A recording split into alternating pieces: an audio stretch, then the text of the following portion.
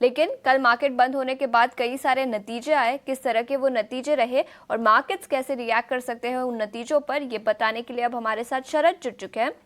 शरद, good morning. अब केवल कुछ दिन बचे नतीजों के लिए और कई सारे छोटी कंपनियों के नतीजे भी आते हुए कल और आज दिखे हैं।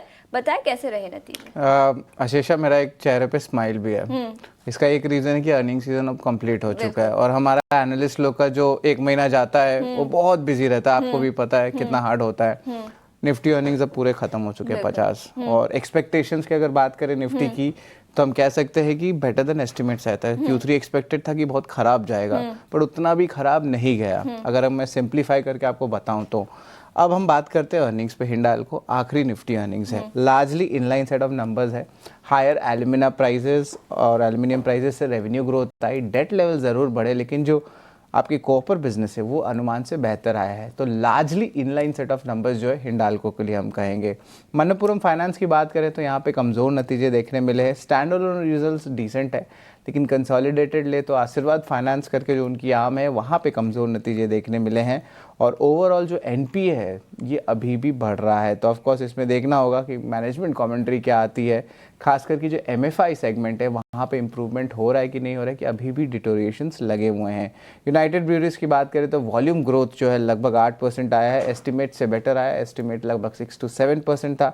हालांकि मार्जिन्स में जो है दबाव पड़ा है, खास करके ग्रॉस मार्जिन्स में। और यहाँ पे आगे जाते हुए तेलंगाना प्राइस इंक्रीज़ क्या रहेगा और दिल्ली की एक्साइज की क्या पॉलिसी रहेगी, ये बहुत क्रूशल है। तो बहुत मूविंग एलिमेंट्स जो है आपके अल्कोहल स्टॉक्स खास करके यूनाइटेड ब्रूअरीज, यूनाइटेड स्पिरिट्स को डिक्टेट कर रहे हैं करंट लेवल्स पे।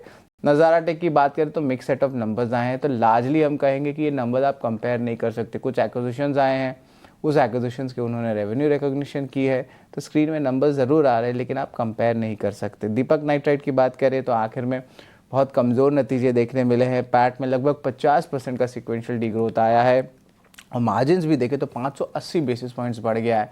इसका अहम कारण ये है कि जो रॉ मटेरियल कॉस्ट है फर्टिलाइजर स्टॉक्स के वो डॉलर मूवमेंट के कारण, जो डॉलर आप कह सकते हैं अप्रिशिएट हुआ है उसके कारण जो है रॉ मटेरियल कॉस्ट बढ़ गई है। और ओवरऑल सप्लाई चेन इश्यूज भी थोड़ा देखने मिला है और रियलाइजेशंस भी कम आए हैं। और ऑफकोर्स आपको पता ही है कि फर्टिलाइजर स्पेस में सब्सिडीज़ भी थोड़े कम हो गए हैं। तो ऑफकोर्स पूरी जो क्वार्टर है फर्टिलाइजर सेगमेंट की बाय द वे बहुत वीक गई है। तो ये अहम स्टॉक्स है जिस पे आपकी नज़र होनी चाहिए। ये अर्निंग स्पेसिफिक आज रिएक्ट कर सकते हैं।